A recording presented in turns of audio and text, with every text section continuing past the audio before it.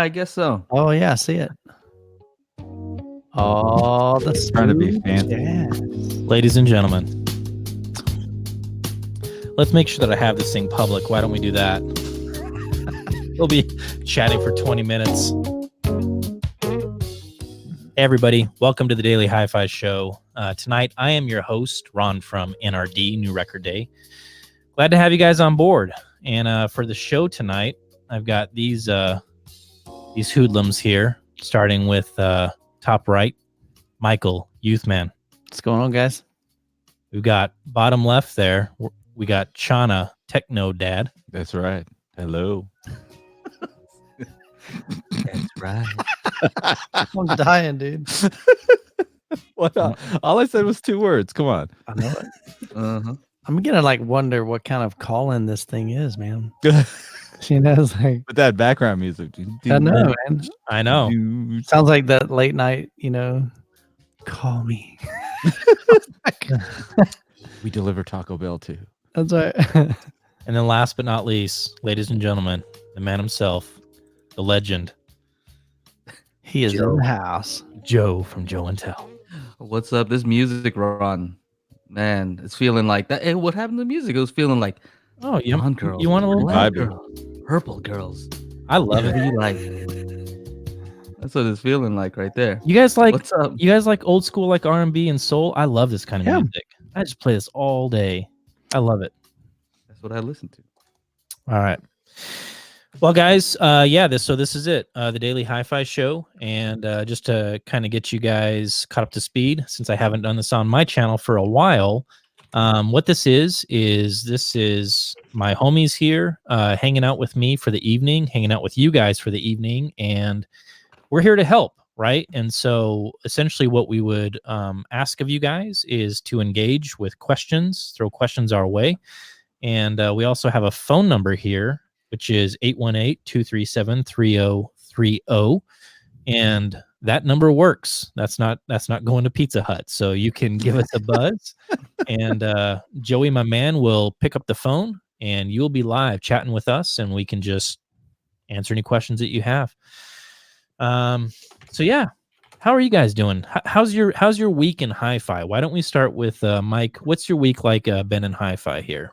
Oh man, I've been in the weeds, just trying to figure out what's my next step, because literally I've got so much product in, and plus I've got my other business and web design and development, 2 really big projects.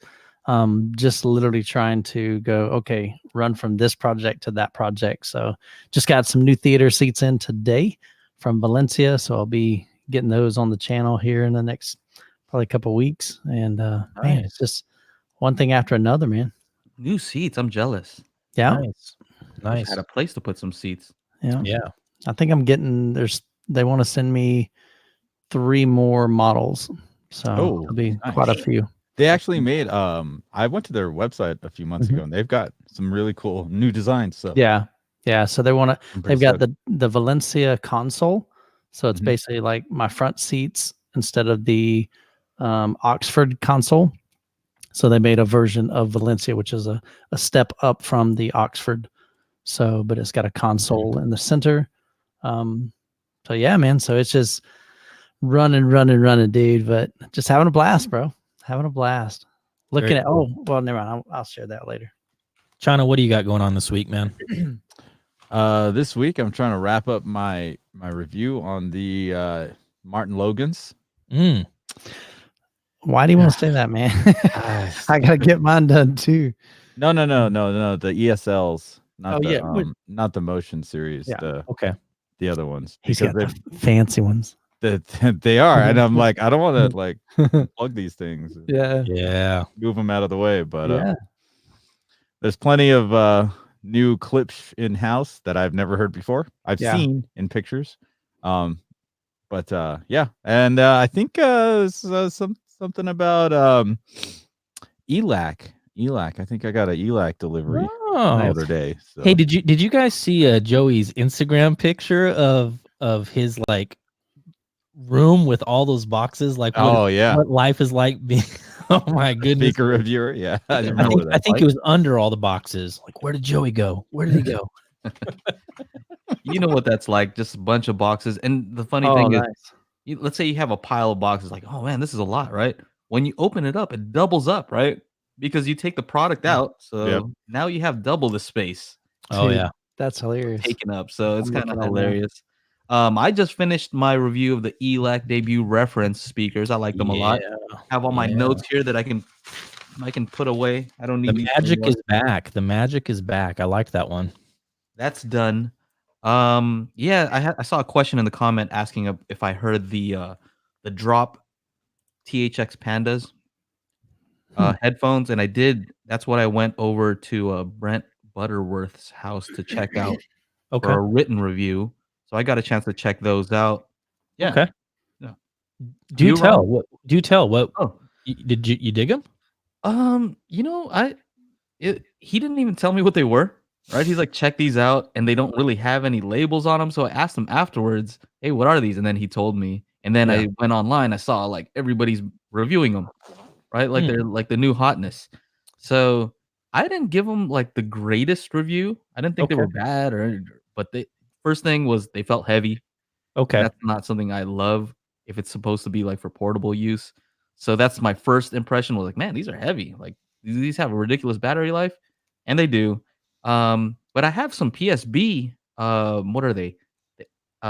M4U 8s, Mhm. and I like those. So, Mhm. how about you, Mhm. Ron? What are you up to?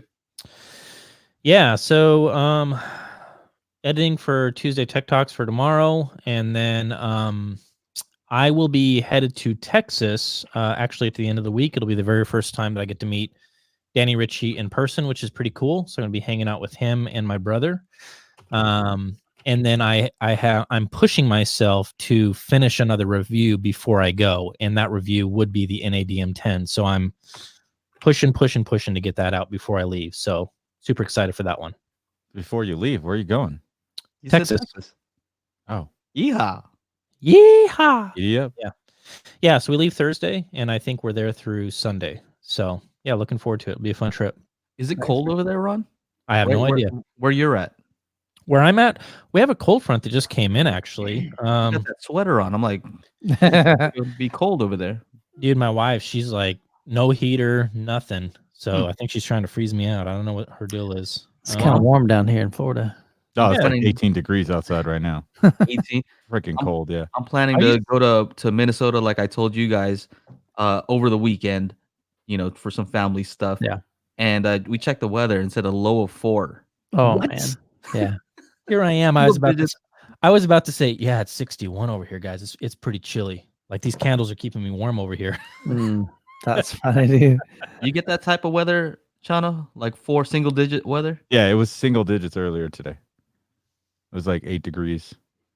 But in the morning, I didn't start actually leaving the house until like 1 o'clock in the afternoon, and it was 18 degrees. So that's like usually the hottest part of the day. Hey, we got a quick call from somebody I know. I'm gonna take this just because I know who it is. Okay, cool. Do it.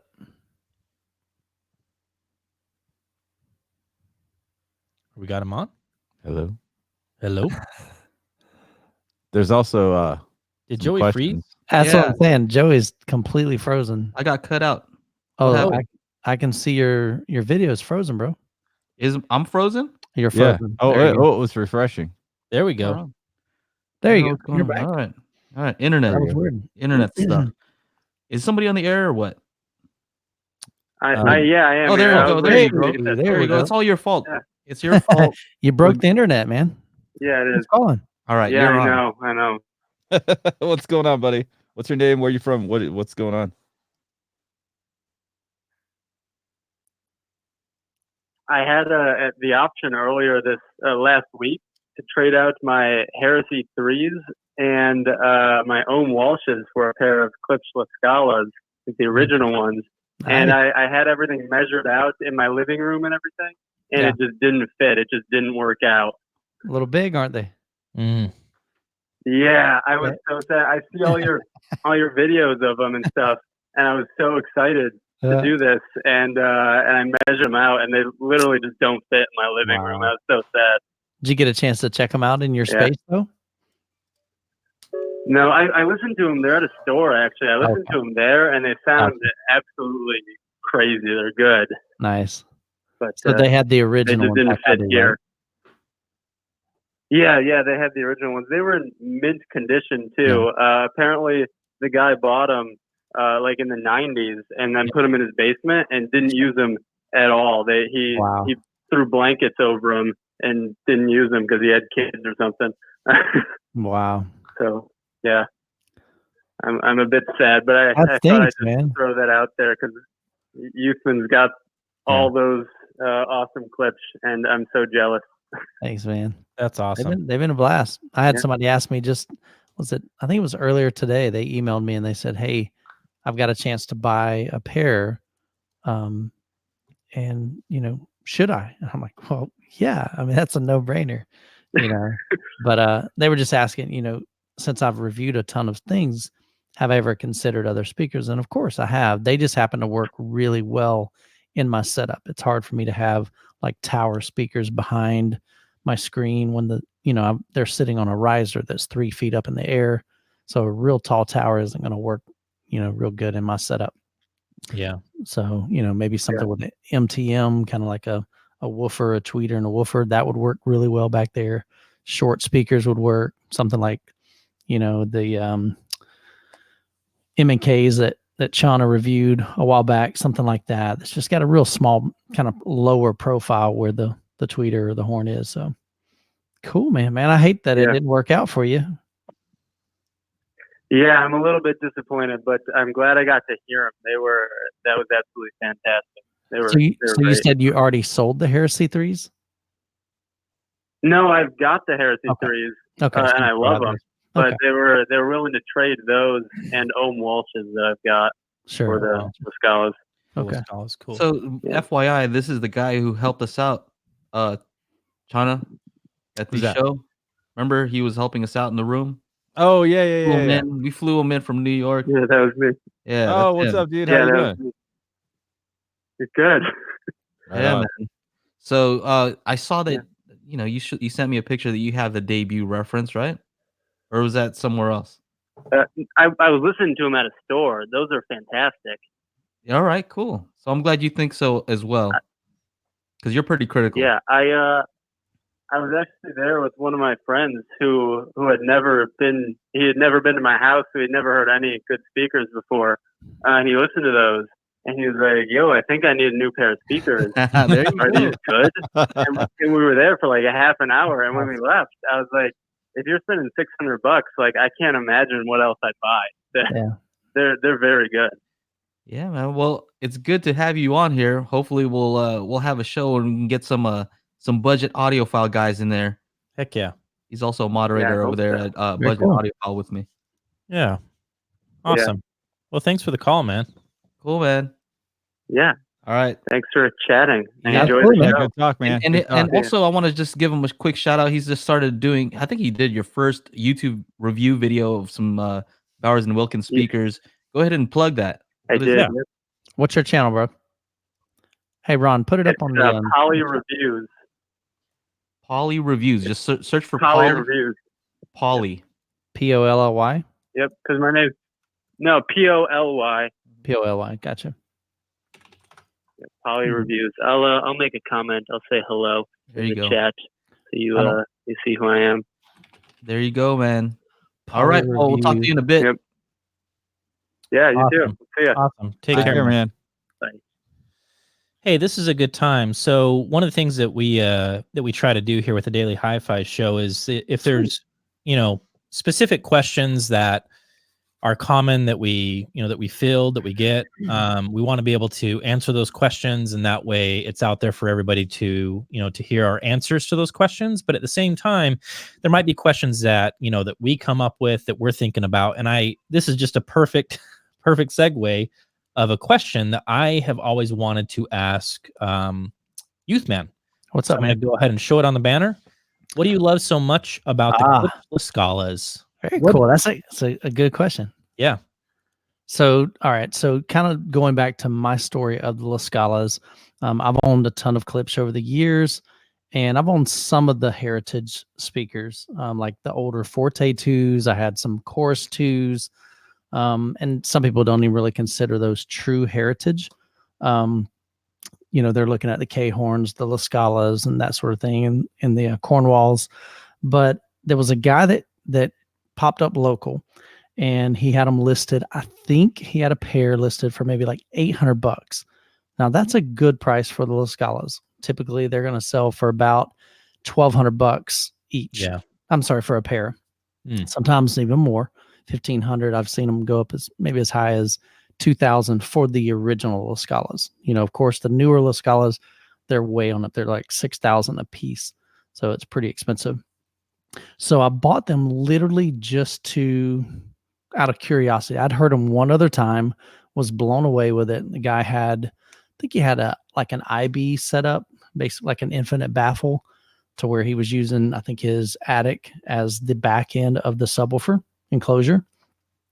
So, but I'd heard him one time, and I've just always been the guy that says, I want to hear speakers in my own home with my own ears, connected to my own gear, so I can make my own, assertion of what these sound like to me, and be able to share that with, whether it's on a Facebook group or in a community or on my YouTube channel. So I literally bought them, or I didn't even buy them at that point. So we began to talk about, this negotiation deal. And long story, even longer than what I've already made it. He basically was wanting to downsize. He wanted a smaller home, or was moving to a smaller home, didn't have room for it. And he said, do you have any speakers you'd be willing to trade for them? And I said, I don't have any speakers right now that I'd be willing to even sell, other than a pair of KG 3.2s. So they're not that, they're okay. I paid like $100 for the things. So I ended up trading him he loved the way they sounded. He said, these will be perfect. I'm moving into just a small mobile home. Don't have a lot of space. I just want something that sounds decent. And so I ended up giving the guy, I got to think back, I gave him $400 and traded the KG 3.2s for the La Scalas. And so I'm just thinking, okay, I needed it to be just such a dumb deal, because I had no desire to keep them. Yeah. I'm just thinking, I don't want to lose money on this deal. I really don't want to spend, Did I miss out on it? I'm sorry to interrupt, but did you say why you love them a lot? So I'm getting there. Okay, sorry. Because I was messing with something. So people were trying to call as you were saying it. So we're just peeling back the layers, Joey. You don't want to let this. And so here, and it ties in with exactly what Ron is saying in his question, because I get these in and I had no desire to keep them. I mean, at that time, my view of the La Scalas, they look dated, they look, old, and I just beat up a little bit. Yeah. Yeah. I just don't feel like I feel still kind of young in my years, and I'm not at that stage where I want vintage, or even really like vintage. I like, just a modern appeal. Sure. So I get them in my room, and I had the Klipsch RF-83s, and I played them, and I'm like, what am I hearing, dude? Yeah. The bass. I can see it in your smile. Seriously, I'm dead serious. You're just like, what is happening? Yeah. It was bizarre. I'm like, what the heck? So here's what I was hearing. Now, Klipsch are known for being, very clear, very dynamic. Sure. But the mid-range horn on this thing is gorgeous. Yeah. Not in aesthetics, but just the sound. Just beautiful. The mid-range horn is phenomenal. Just super, super crisp, super detailed. Just every nuance. The bass, honestly, they didn't compare to what I had. Sure. I've heard that about the La Scalas. Like, it's not crazy thundrous bass. You're not going to get that. Yeah. Not at all. The bass that it does produce is incredibly clean. Yeah. And it sounds very good. Okay. That's that whole horn. Oh my goodness. It is the folded horn that allows it to do that. Yeah. So very low distortion. So it sounds good. And then, but really what sold me is, I'm like, okay, so for a home theater, I just don't see myself getting an Academy speaker. I've had one of those. These are amazing speakers, the La Scala. So they need like a quality center channel. So the only obvious choice is a third La Scala. Yeah. But who's going to sell me a third La Scala? I mean, that's just, it's not going to happen. So I threw it out on the Clips forum and I said, hey guys, I just bought a pair of these. I love the way they sound. Don't really care the way they look, but they sound phenomenal. And I said, for me to keep them, I really am going to need a third center. It just doesn't make sense for me to have these two amazing speakers and then throw like a reference, speaker with them. So there was a guy, probably within like a week, somebody replied and said, I have 3 of them and I'm selling a pair of them to a guy here local. And I've got a single I'd be willing to sell to you. Wow. I mean, okay, cool. Well, how much? He said $300. That's just fell out. Yeah, about fell out. Like, oh my, what the heck? What? And so talking about the Youth Man deal, like this is a story of my life, guys. I don't make this stuff up. And on top of that, super cool guy. I'd known him for years in the Clips community. And he said, Michael, he said, actually, I'm going to be down. I'm like, how are we going to get this down here? Because it's going to cost a couple $100 just to ship that thing. It's massive. It's got to come on a freight. And he said, I tell you what, he said, I've actually got a, not a meeting, but basically I've got something that's going to be probably within an hour of you. How about I just bring them down to you? I'm like, dude, so Billy drove them down from North Carolina, drove to Florida. That is bonkers. Came, hung out. I never even hooked them up. I didn't need to. Crazy. I knew exactly what they sound. Here's the crazier thing. They look almost identical. Wow. Like literally looking at all 3 of them. It's like they look like they were meant to be. $300, huh? That's because you're a good dude, man. Good things come to good people. Yeah, I try, man. That's right. So, but going back to your answer or your question, I ended up selling those 3 speakers, the ones that I had, the RF83s, and then the center channel, the RC64, because especially with 3 of them in a row, having Game a over. Scala as a center channel just annihilated that RC64. It was crazy. Kind of like the way Joey sounds with that new microphone he's got. Yeah, similar to that. Yeah, smooth. Yeah. So that was a long story, but I don't know, man. It was just it just worked out, and like I said, I had no desire to keep them, but they impressed me enough that I was willing to look beyond the aesthetics of it because they were kind of dated and old school, I guess is what I would call them. They're also behind your screen, right? Yeah. I get that, but I still like lifting that screen up. I bet. I mean, I want to show them off every once in a while. People come in my theater, I'm like, he's a horny oh, dude. that's cool, man. I'm like, show those horns. It sounds to me that part of it is the story behind it too, right? Yeah. The whole story behind it, and seems like that adds to the appeal. Right. So I get and it. this guy loved them, man. He truly enjoyed them, and but like I said, he didn't have the room for them. So, but yeah, I'm serious, guys. If you ever get a chance to hear Little Scalas, go listen to them. Especially Ron with music. Oh my goodness, man, you'll be blown away. In 2-channel, because that's really what they're designed, and which is kind of weird because I never thought that you could use something that was really designed for 2-channel for home theater. I didn't know you could do that in home theater. Like the Heritage are known for being 2-channel, but I'm telling you guys, it's phenomenal having 3 identical speakers across the front for home theater. That's awesome, man. Very cool. All right, guys, that's going to wrap up the show tonight. We're done. That was this was story time by my. That was like 3 hours right there, man. I didn't know how I lasted. All right, Joey, you're up. Oh, that leads directly into what you just said. That you said those La Scalas sounded good for 2-channel, and that's a question I had: are home theater speakers good for 2-channel stereo and vice versa? Is it specialized? One's better for the other. How does that work out? So I asked this. I don't have an answer. I just came up with a question. Yeah. Cool. So you guys in the chat, if you've got some answers to that, what do you think? Our home theater speakers, can you use those for 2-channel? Can you use 2-channel speakers? Yeah. Do we buy into the idea that speakers are designed specifically for music listening, or are they specifically designed for home theater? That's an interesting question.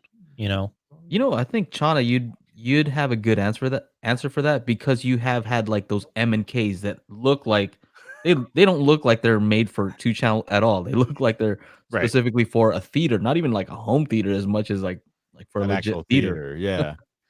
So how do those work for music? They sounded good in a 2.1.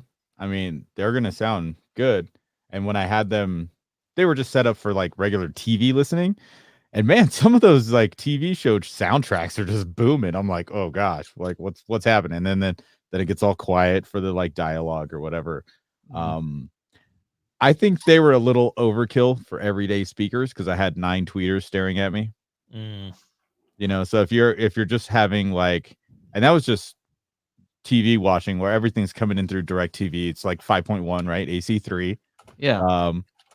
If you're doing a 2-channel, I did unplug the center to listen to everything 2-channel. That was more bearable. I mean, it wasn't a bad thing. It was just like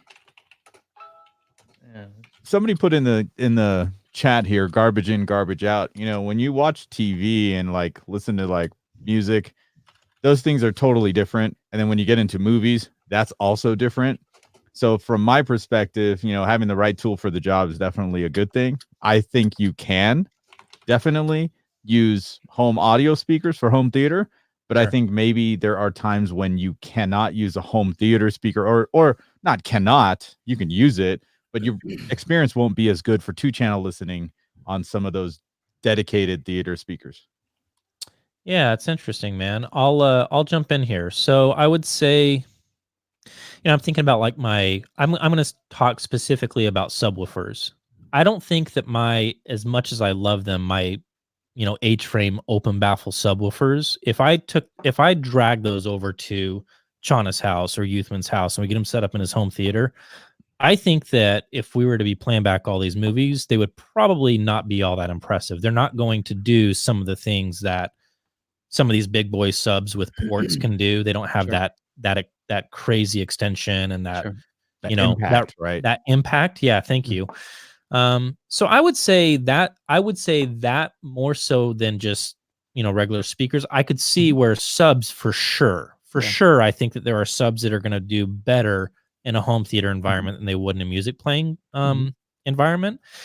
But with other, you would think that if a speaker is designed well, that it would perform well in both applications. Yep. But I think that I'm going to agree with you as well, China. It might sound like I'm contradicting myself that maybe just based on the design, it's just going to excel at one thing versus the other. Sure.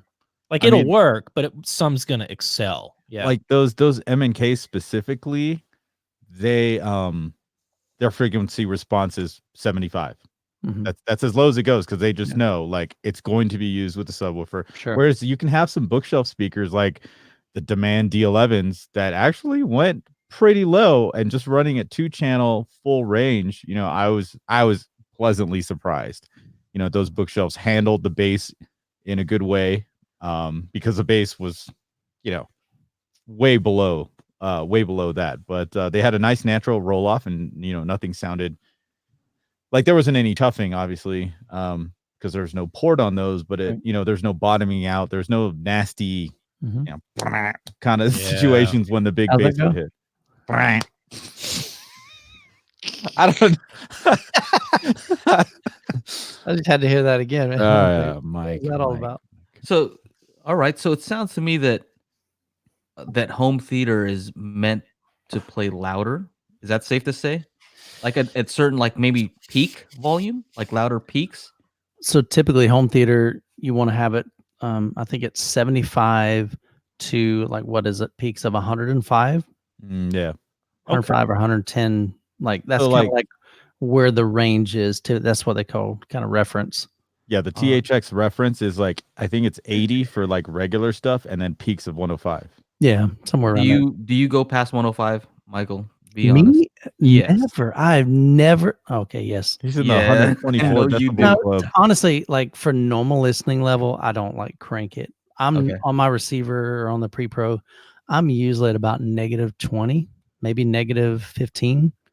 Do you guys use decibel meters when you're like, do you guys actually use decibel meters to see how loud things are? I have before, like when I'm doing subwoofers, I've got them in my videos. Yeah. You know, Okay. so sometimes it'll hit 100 and I think normally like about as loud as I get is about 110. Wow. Maybe 112. It's Like loud, but peaks, like big peaks do 110. no, Okay. it's like, I mean, every time the bass hits, it's hitting, you know. Okay. That's a lot. Would it be That's a safe lot. to say that home theater is assuming that you are going to be using subs, whereas 2-channel you may not Correct. use I would subs, right? yeah. So they Mhm. might be using some full range speakers, whereas you wouldn't even consider using some full range speakers for home theater, right? If you want a good home theater, you have to use subs, right? I think so, Almost you always. know. Even the most expensive 2-channel Mhm. setups probably aren't gonna have that low frequency extension that you And when might we want, like those 10 hertz tones that Mhm. you're looking at, Michael. right. I was playing I was reviewing, I think when I first got I think it was the RF7s, and so the version 3. And so they play really loud. They've got great bass extension. Some thought, oh man, this will be cool. I just want to see what they can do without a subwoofer.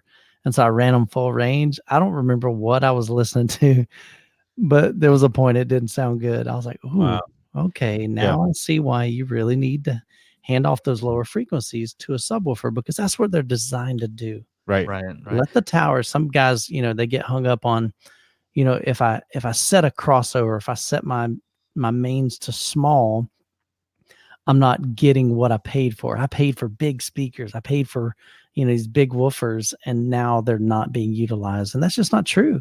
Yes, they're not utilizing those really, really low frequencies, but they're still being utilized. And actually, I think they sound better when they don't have to dig as low.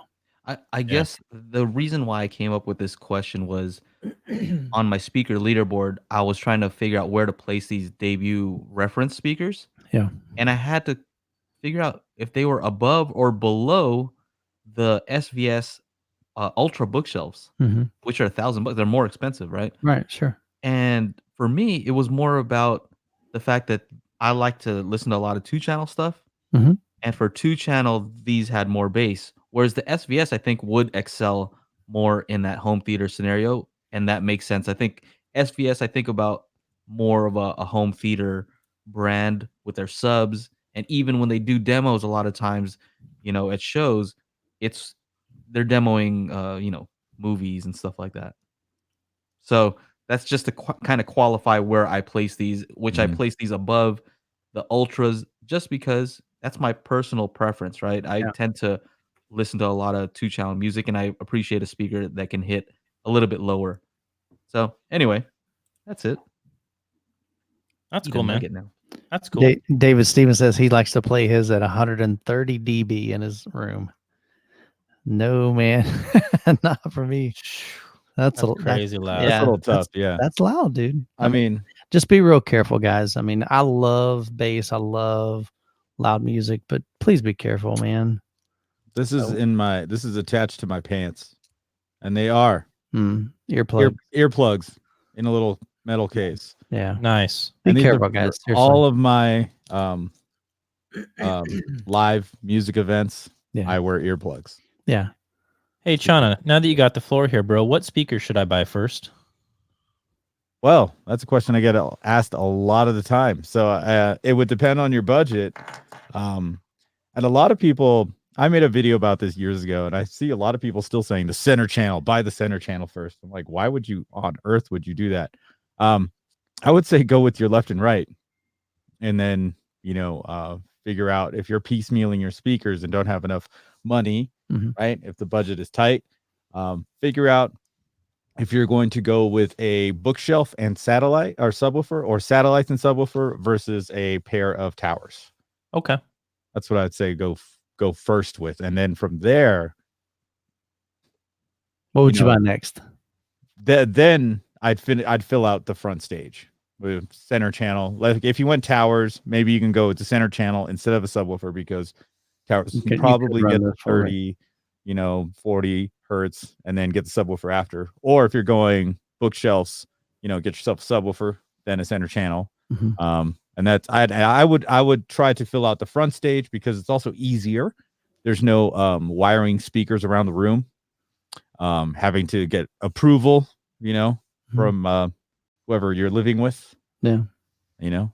Wife, mistress, younger brother, whatever. I don't know. Mistress. It took me a second. I was like, I was like, there's nothing, mistress. Not gonna That was catch that funny. one. All right. So yeah, that's what I would do, Ron.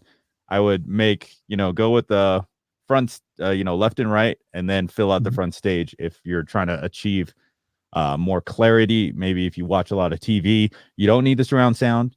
But just to have, just Mhm. the vocals have a nice place to sit. So I think what Chana's saying is the first speaker you should buy is a Bluetooth speaker, is what he said. That's his answer. And put them up right on the ceiling. And put the Uh, earplugs in while you're listening. So that's what I got out of that Oh conversation. my goodness. Yeah, see, Poly Reviews asks, once you have left and right, would you get a sub next or center? It would depend on if, my left and right were bookshelves and I wanted more bass, then I would go with the sub. If that wasn't the case, if they're fine on the bass, then I would go with the center for more clarity. It's funny. Like, do you guys really feel like you're missing out on a lot of dialogue? Because I feel like when you have the left and right just set up just right, I feel like I get a good center image. Like, I Yeah. don't feel like I'm getting Yeah. like I'm losing out on a bunch of dialogue when I have it set up that way. I don't know. Yeah. Yeah, no, It's, well, it's just, it's what they call a phantom center. It's basically like a false or a fake center. Mhm. And I think it can work that way. I just think a dedicated, especially an LCR, would still blow away a phantom center. Well, I think what I'm saying, so here's a good argument, right? Yeah. Is in the two channel world, you're really striving for a strong center image, right? Sure. That's correct. You do a lot to make Yeah. sure that that center image is Mhm. very realistic, that it Sure. sounds like there's a third speaker there, right? Correct. Yep. Whereas maybe with home theater, you're like, "You know what? I'm just gonna place the left and right where they go because, the center's just gonna be there," right? Yeah. You're not working so hard right, to try to right. aim Mhm. those. That's what I've found. Yeah. Anyway, that's kinda interesting, Well, man. yeah, Yeah. it's like that for me right now with the Martin Logans. Because we don't sit straight on to the TV like entertainment section. Mhm. There's like Right. an angle. Sure. And so with those Martin Logans, trying to get a center image out of them took a while. And I finally got it. And then when I put in the center channel, it was like magic. It like totally fixed any issues I had with my messed up room and the way, the angle in which we sit. So it was better in my room with my setup to get to use the center channel to get a better image. So I think it Yeah. all depends. I know for a fact, if you have a pair of like Wilson Audios, getting a third one, kind of out of the question, and if you had plugged in all the new NAD stuff has HDMI ARC. So if you plugged your TV into any of the new NAD units, you could just watch your TV on your 2-channel system. And if you, again, don't have a room for a third, like Mike has a third La Scala, having a third Wilson Sabrina is probably out of the budget, not even considered, something My like man, that. Brian Frober. Yeah. I was That's how just you reading say it. his comment. So he's saying center channel is separating the dialogue via AVR, 2 channels blends the center, and that is true, and I think that really is gonna be based on the mix, right? So if the down sample down mix, what's the proper term for that? When it Either way, when it mixes, the surround into 2 channel, multi-channel. Right. they should make sure that that dialogue does not get lost in there, right? So Right. that's their responsibility to make Right. sure that there is a good phantom center when you're only using 2 speakers. So maybe if it's a bad mix, maybe you're not gonna get that, right? I mean, the I just advantage, of wonder. course, is you can turn up the dialogue on the center channel when you're using an AVR if you need to, so you Yeah. can do it separately. I just wonder. So, like, if you have 3 speakers up front, you have a dedicated channel for the left, a dedicated channel, like content going to that center speaker, dedicated content going to the right speaker. And then, so now you're taking 2 speakers and downsampling that center channel or, mixing it out to your left and right. I just wonder how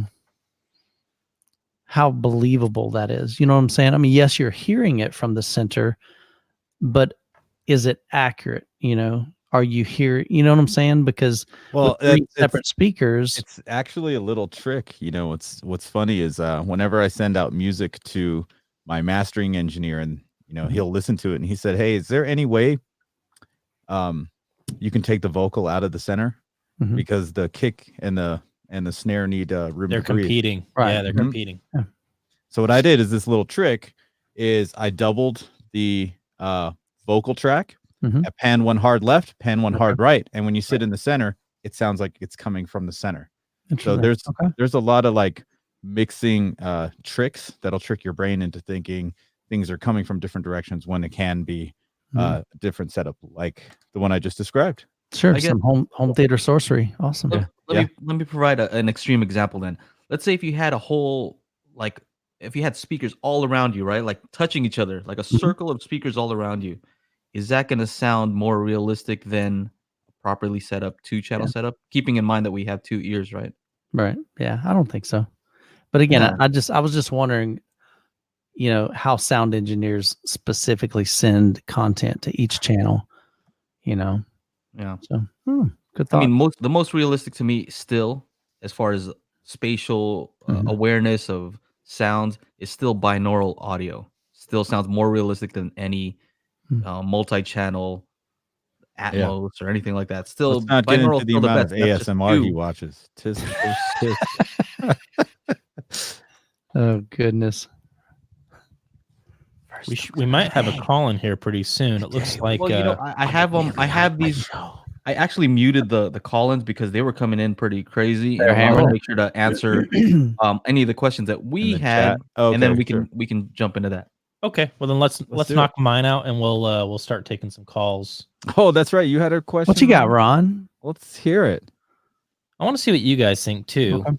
Yeah. Is soundstage a magic trick, Mm. or is it Ooh. tied to something technical that some speakers do better than others? Meaning, can we explain why a speaker does a better job with soundstage than another speaker? What do you guys think? Easy. I think it's all about the setup, really. You guys go first because I'm eating nuggets. he's like, He's gonna find some answers when we. it's That's because. So soundstage, and it's weird. We throw around a lot of terms, soundstage imaging. So soundstage, are you referring to being able to kind of close your eyes and say, okay, I physically in my brain can imagine the singer singing right here. Yeah. And I can hear the guitarist playing over here on my left, that kind of thing. Yeah. Okay. That's exactly it. Is the speakers are not in the room. Mhm. You're left with a performance. Yeah. You have depth, you have layering. Mhm. Yes. I don't know. I mean, I don't know how they do it, there have been times in my brain, I mean, I can close my eyes and go, holy cow. I'm not so sure I'm the greatest person at being able to tell, that depth, and being able to hear, okay, I can physically in my brain see that this person was standing here and this background vocalist was behind them. I don't know if I could pick up that kind of nuance. Mm. You know what I mean? Mm. So is that more in the speaker? Is it more in the, the sound mixing of that? Because I'm sure that certain tracks and certain recordings are better at that and do a better job of that. But I don't know. Chana, Yeah. what you say? What say ye, man? What say you, techno dad? What you thinking, man? I mean, from a music mixing standpoint, we are trying to get you to a place where it sounds like you're listening to the show. Sure. That is, even in a studio setting, there are a lot of tricks that you can use, right? Panning, reverb actually is what builds the depth of the actual sound, right, in a mix.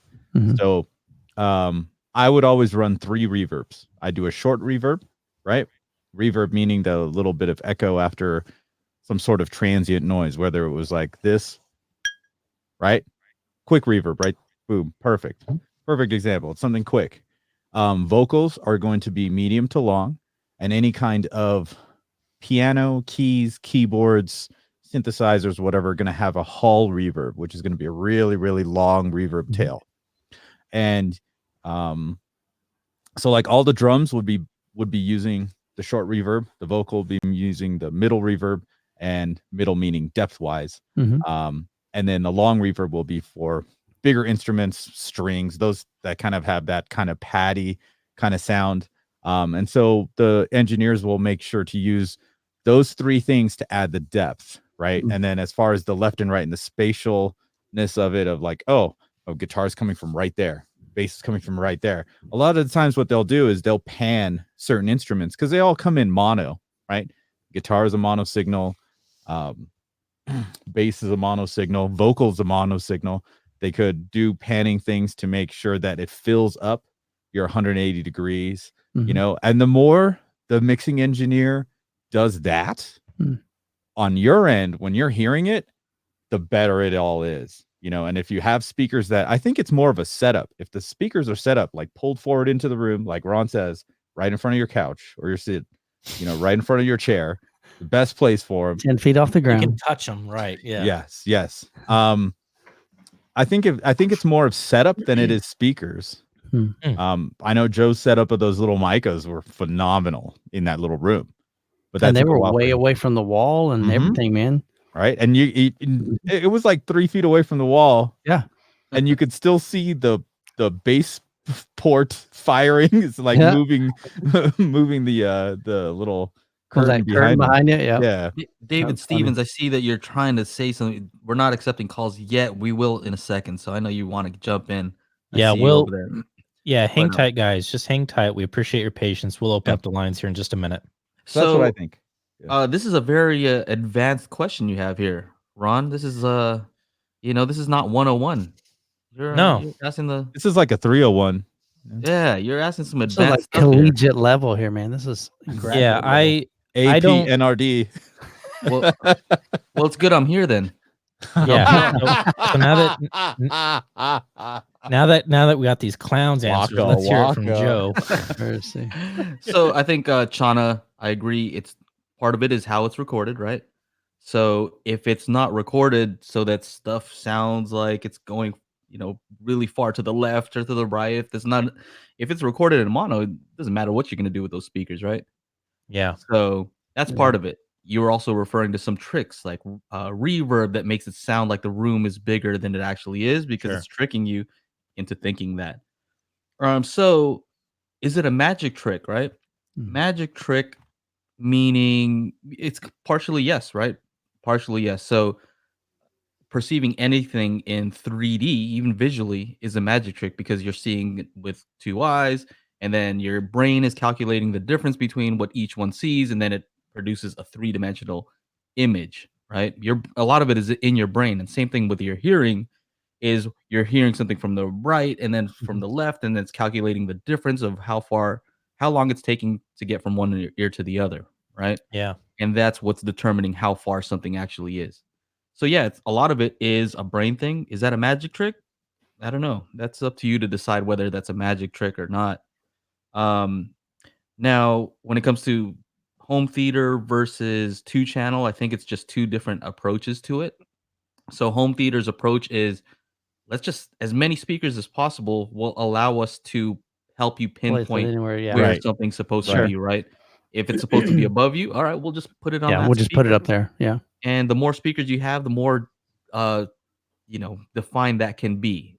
It's not over here, it's over here. You know what I mean? Sure. If you only have one, then it's just gonna kind of be up there somewhere, right? Yeah, pretty so precise. That's one approach. More speakers, more specific the placement.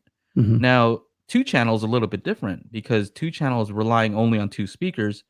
Now, what you're trying to do is fix anything that could possibly be an issue, right? So you're trying to reduce the crosstalk like Polk is doing with the SDA, right? So stuff that's only supposed to go through your left ear, like when Chana's engineering something, if that's getting to your right ear, then that's not what he meant. That's going to mess up his initial intent, right? So I think all you can do with 2-channel is play back what the person who mixed it is intending. You can't make it better, right? If you did, then that's distortion, right? You don't want to change what he initially intended to happen. So yeah, I think when it comes down to it, I think binaural is really the answer. Is figuring out what does it sound like from the source. You know. So does that answer the question a little bit? Yeah, man. I loved all your answers. I think they're great. Thanks, guys. What do I you appreciate think? it. Oh, I was just wondering what you guys thought. What do you? you Well, know, let's- you know you he want to doesn't chime want to in on answer that. his own question. You just been making all these videos talking about that, so let's hear it. Yeah, no, I've been thinking about it a lot lately, and I think that you guys are right. I think that the experience of soundstage is certainly magical. So what you experience can definitely be magical. It is for me, and that's something I chase every single time. And I do think that it is directly tied to obviously the room that the speakers are in, and then how the speakers are set up inside of the room.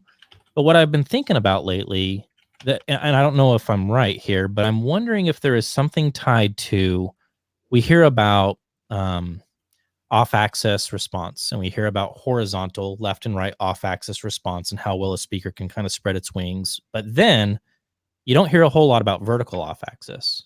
So this would be north and south.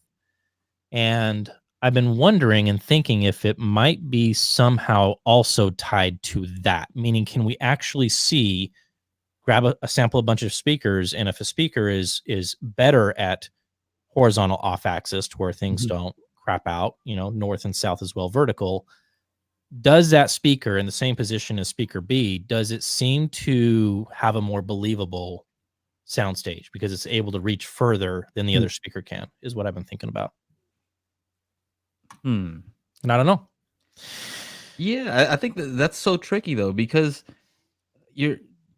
can those speakers recreate something that even the artist didn't intend, right? If they weren't using those same exact speakers, if they mastered on headphones and they mixed it, right? Yeah. Are those special speakers, like these perfect speakers that do everything perfectly, are they gonna do something differently than what he intended? Should they? Right? Yeah, I don't know. I don't know. It's a good question.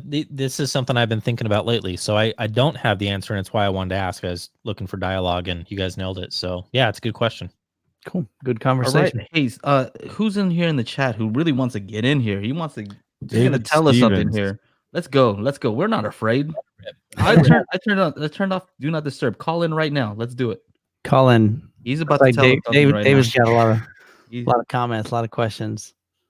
Let it rip. Go. I'm curious to hear what he has to say about. He had mentioned home Ready theater is for you. derived from the 2-channel, so I just don't see how that's possible. What home theater? Well, it used to be. So Right, if and you, that's what I okay, here we said. go. Let's go. Here we got a Dolby call Pro- here. Back in Dolby Pro Logic, they were. All right. So you are on the air. What's your name and where are you calling from? Hey, this is Jesse. I'm in Orange County, California. Okay, so Jesse, Jesse, all right. What's up, Jesse? Not the same guy that we were talking Hey, to in man. the chat, but go ahead. Hey, Jesse, we're No, still excited you're calling in, brother. Yeah, right on. I appreciate it, guys. Thank you. What's your question, man? Quick question. So, jumped into the game about a year ago. Have gone through about 4, maybe 5 sets of bookshelf speakers at this point. Yeah. Have 2 SBS subs. Got my room pretty figured out, I think. But I feel like I'm done playing around with let's say sub $1,000 bookshelf speakers. Actually briefly asked a question to Ron about this the other day, and I just want to kind of expand on that. Ron, you asked me what was I actually shooting for out of the speaker. Yes. What we didn't get to conversate about was vocals. I'm looking for vocals to feel like they are in your face, in the room, that really just holographic type of image. Okay. I've that's what I'm shooting for. And just the last part of this is, I don't want to spend a ton, but I am at this point. I know I'm invested enough into this, journey here. Yeah. I don't have any problems if I need to go out and drop $3 to $4 grand on a pair of speakers that are going to blow me away. Got it. Yeah. I'm fine with bringing in 1 or 2 sets to audition in my own place, and picking the better of the 2 or 3 or whatever. So yeah, if my answer was vocals, where am I gravitating toward? He Are you- wants Go ahead, I'm Joey. I'm just laughing because he said he doesn't want to play around with these sub $1,000 ones. Like, I'm tired of these toys over here. He's ready. He's ready to get serious about this, man. So I gotta pick a pair I want to keep for a while. Hey Ron, what do you think about some Harvest speakers or something like that for him? No? Okay, vocals. He said vocals. Let's talk about that. That is fair. Yeah. If we're talking about the human voice and the way that the human voice sounds, if that is something that you are honed in on and that you are chasing, I don't think there are many audiophiles, 2-channel enthusiasts that would argue that that is the arena of many Harbeth speakers. So I would encourage you to audition those speakers. I've had the P3 ESRs. That's like the legendary speaker that has been around forever. And I have to admit, they certainly do vocals extremely well. Just understand this. You will be sacrificing other things. So there's always a compromise with, some speakers. And with those particular speakers, the P3 ESRs, they're a little bookshelf and they can only do so much. Sure. So you have to take that into consideration.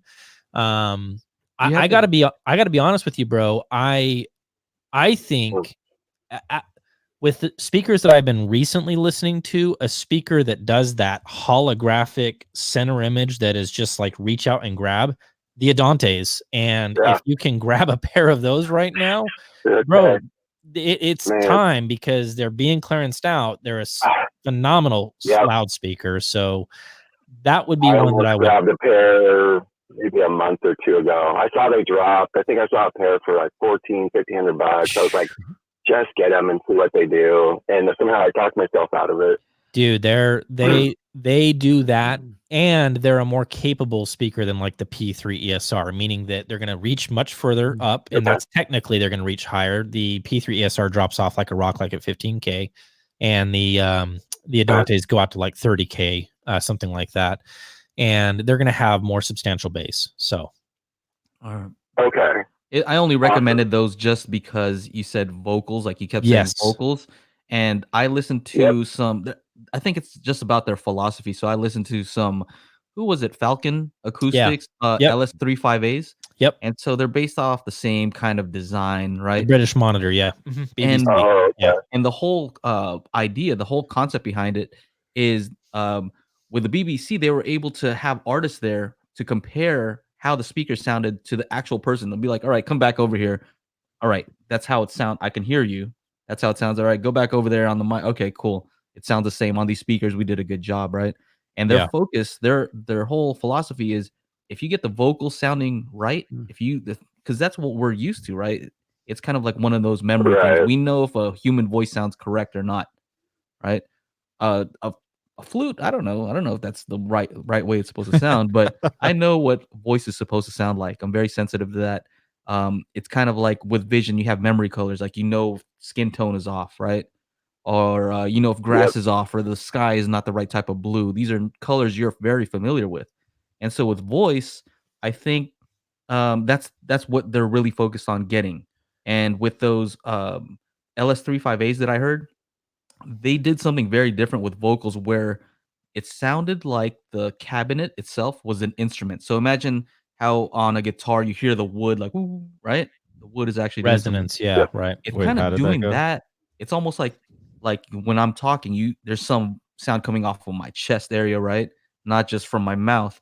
And that's kind of what the cabinet itself sounded like it was doing with those LS35As. I don't know if that makes any sense. Yeah. But if you're into vocals, those are They you might do want to check those out just to have as another pair even.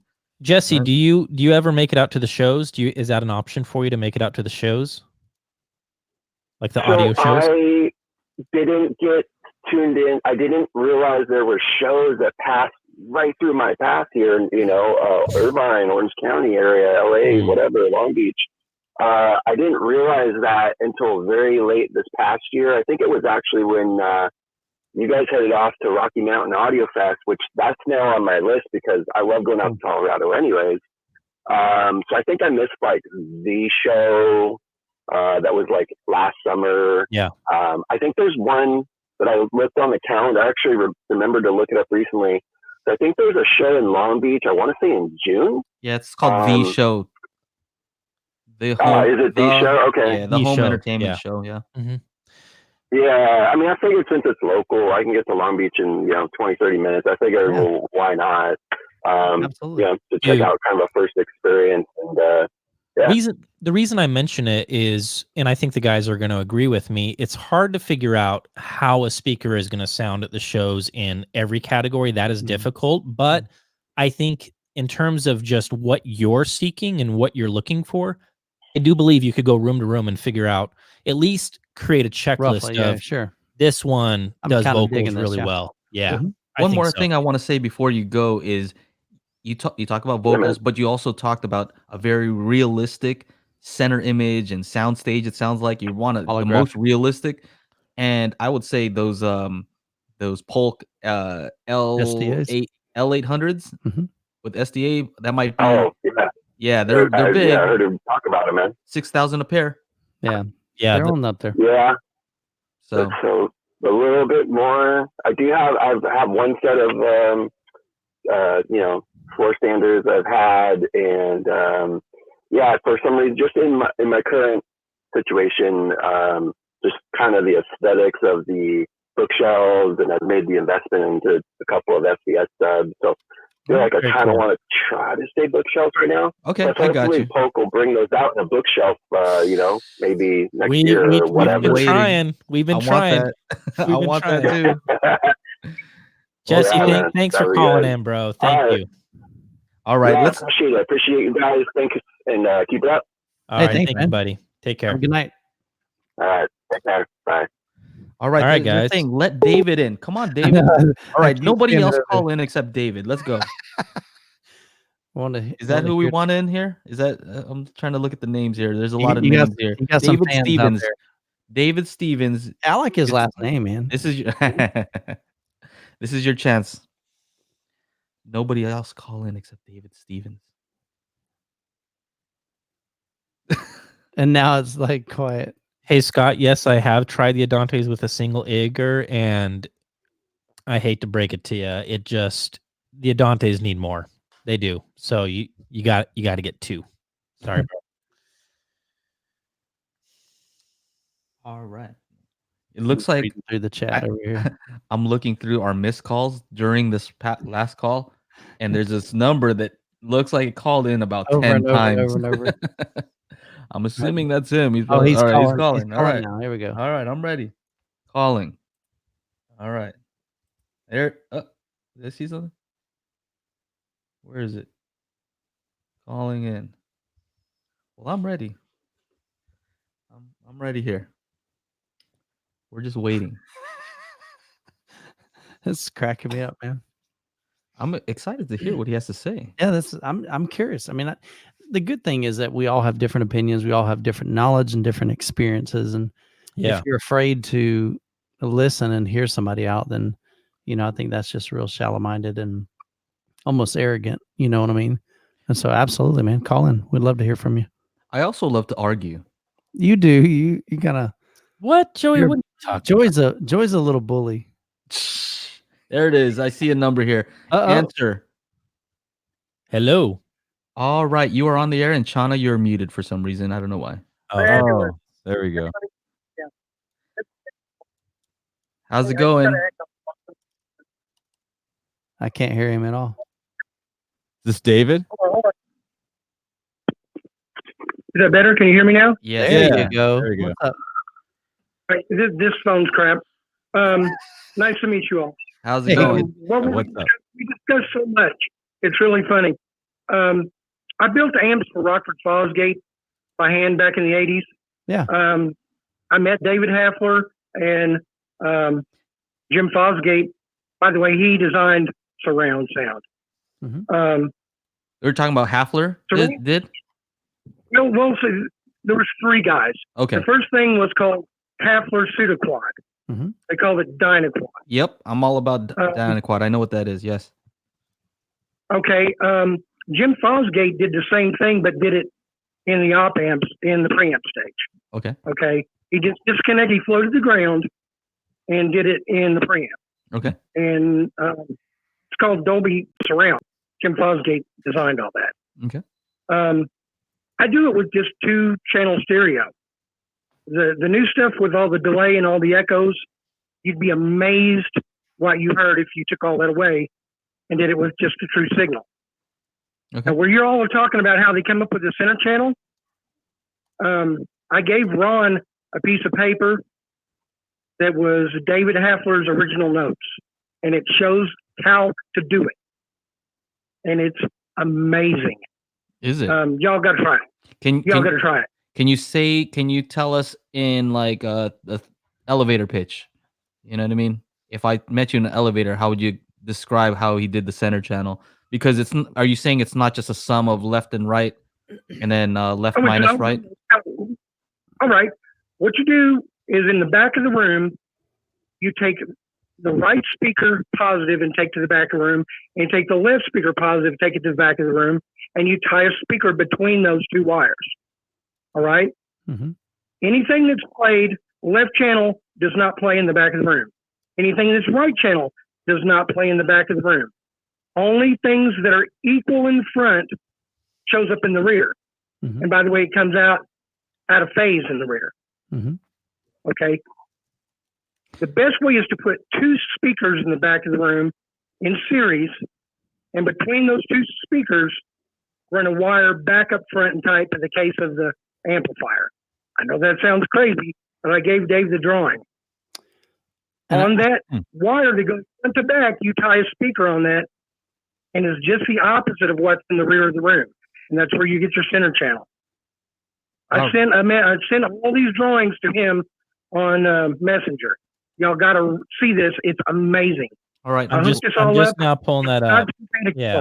All right. So here's my understanding. Let me just kind of back it up a little bit because you're saying some stuff that's a little bit going over my head a little bit. You know, I have to visualize this. Maybe the graphs will help. But from my understanding of the Hafler Dynaquad circuit is you have left and right? So left has its minus and plus, and then right has minus and plus. And if you were to take the plus, right? Just simple. I'm going to keep this simple for a second. So if you were to take the plus and the plus on the other one, left plus and right plus, then you get what this like kind of like a left minus right. Now, depending on how you do that, you can get left minus right and then right minus left, right? Depending on how you do that. Yep. But let's just keep it simple and just say that when you connect positive and positive, you get this weird sound like as if you're you're doing Chana karaoke, right? Where you don't hear the voice because most of the time vocals are right in the middle. So a lot of times you'll hear kind of just the ambient sounds, right? Correct. When you do that. Now, so when you're talking about extrapolating from a 2-channel setup, that's one way. And I think in the original Dolby Pro Logic setup, what they did was they used that, what we're saying, left minus right and right minus left, and then they added a delay to it on the rear speakers, right? That's why it's bad. That's why it screws up. Now here's why. Let me explain why. Okay. Every frequency has its own timing. Okay? Depending on the frequency, the arrival time is wrong. So you cannot make it correct. If you don't do the delay, if you run, it's hard to describe. You have to run a wire front to back in the room and tie the ground. Okay? If you put a potentiometer there and dial the ground up or down, then you can raise the center channel level up and down. But by the way, the center channel is everything that's not in the back of the room, which is all the vocals that you just described as not being in the back of the room. Yeah. I know. Well, it sounds like Pro Logic minus delay, right? Right.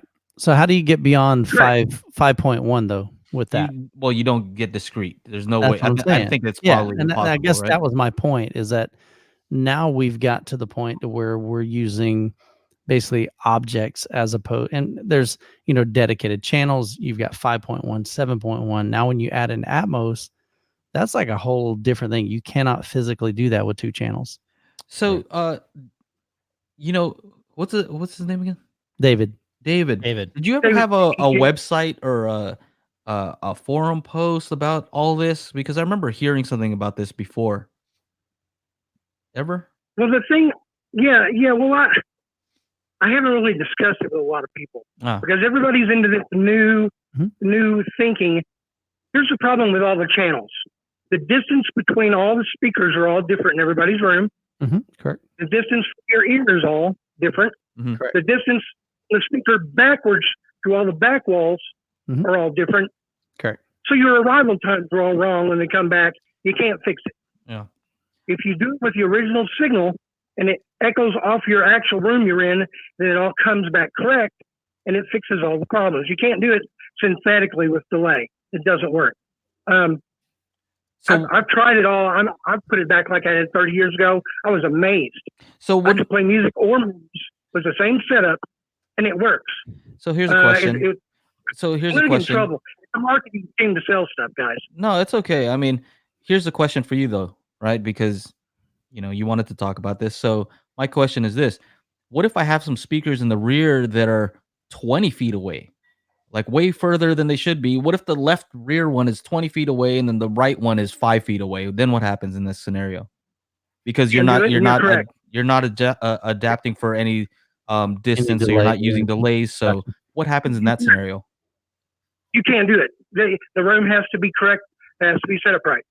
Your distance where you listen has to be at a 2/3 to 1/3 distance in the room. Yeah. Right. And all the speakers have to be set up symmetrically. I see. Now, here's the problem with correction with like your DSP. Everybody talks about how you can change the timing to where it arrives at your ear. That works. It arrives correctly. No matter where you're sitting, you can compensate. When it goes past you and hits the wall and comes back, it comes back at the wrong time because it's still reacting with your room. Sure. So that's where I had guys scared to death of me. Sure, but that's where you'd have to correct treatments help. You'd have to dampen the whole room and then send the delayed signal back synthetically too to fix that. Okay, I have another question for you. I have another question, which is, so you're saying that this sounds a lot better for what type of stuff? For 2-channel stuff, for movies? What does it sound better with? It works great on everything. Because I can imagine that if the person who designed it, if the person who designed it wasn't using the setup that you're describing, right? Then would it be, let's say, would they, if they came, let's say Chana makes a mix, right? And he's not using the setup, and then he goes into your room and it's set up like that. Is he going to say, "Hey, that's exactly what I was intending"? Is that what would happen? Actually, from a normal 2-channel recording, all right.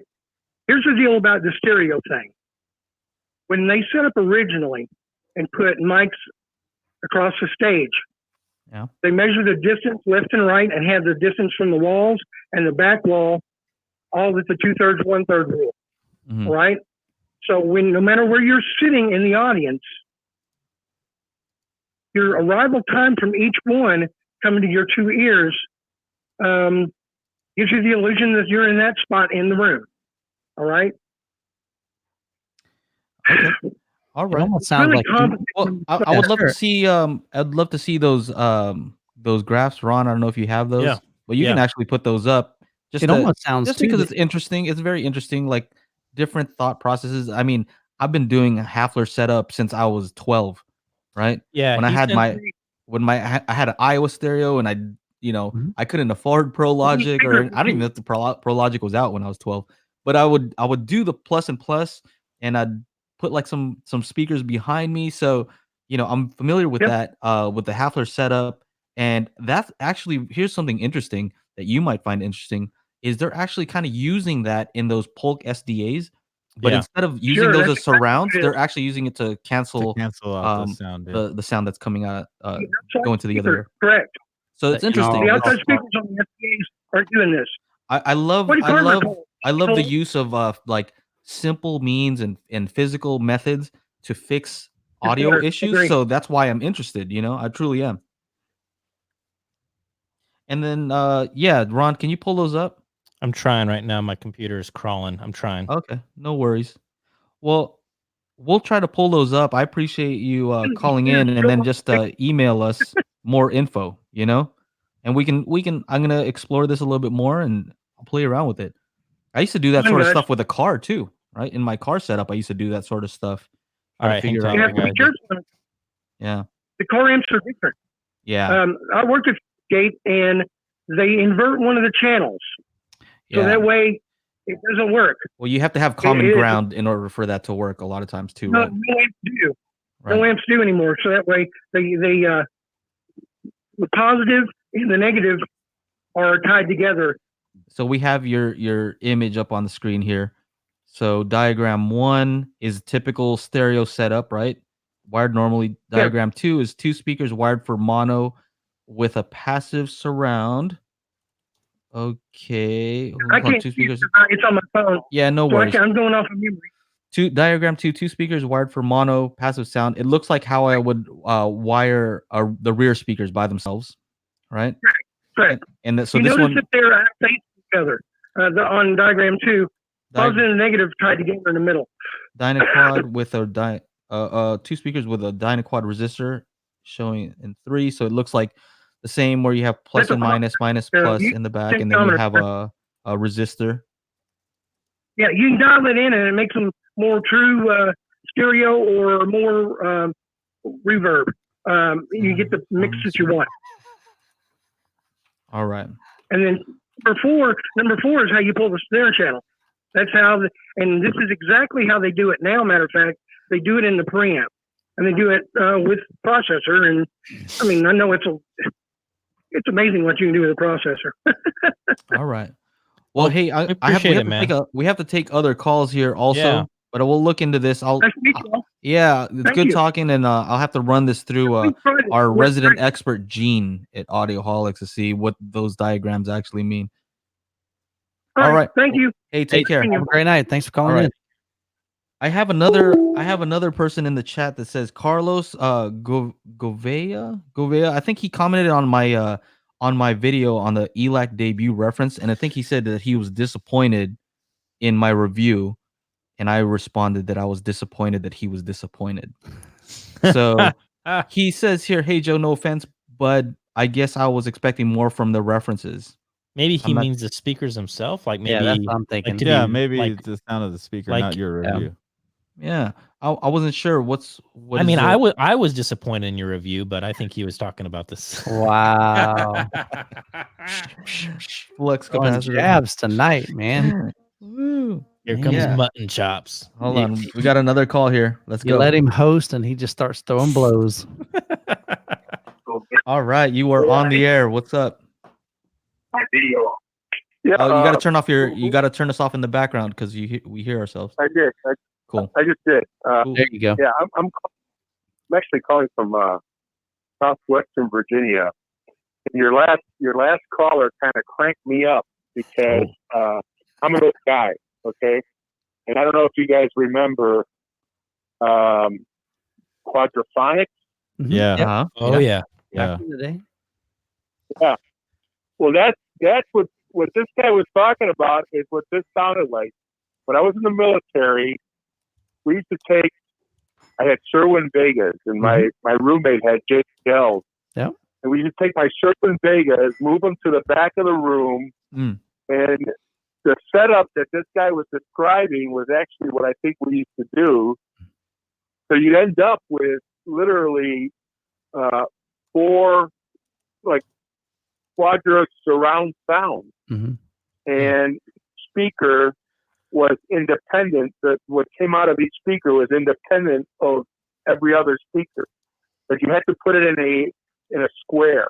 But we did it for fun. We did it for for like parties and things like that. Sure. And but that's what it sounded like to me. What this guy was talking about. I don't know. Maybe I'm wrong. I don't know. Interesting. Anyway. I think you But he might be kinda- right. Yeah. Yeah, it could be, man. It's Could kinda be. like, yeah, quadraphonic.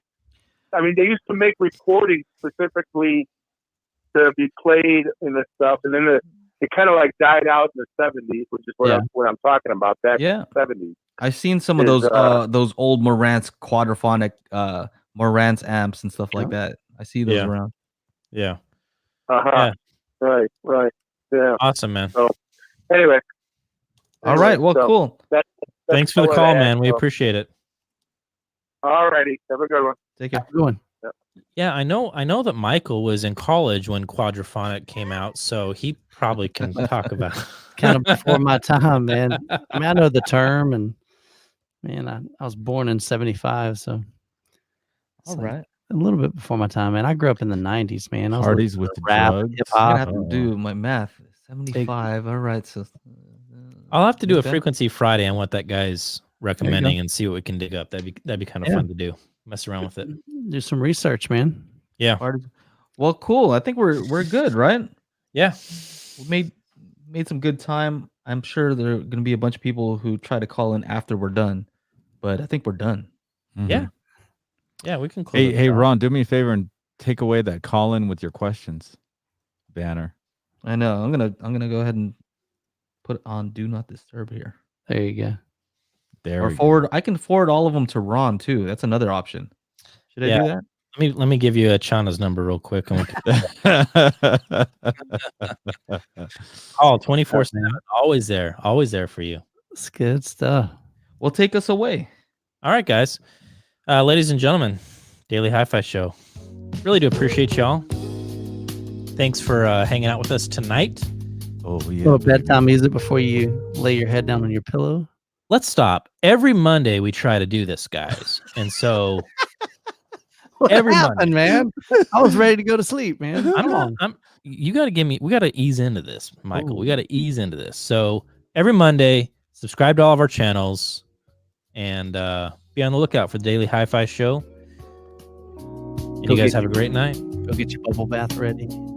Get your bath bombs. I know that Michael's got some bath bombs ready. Oh, yeah. Lavender bath bomb. All right, guys. Take care. Good night. Hey, man. Hey, guys. Bye, everyone.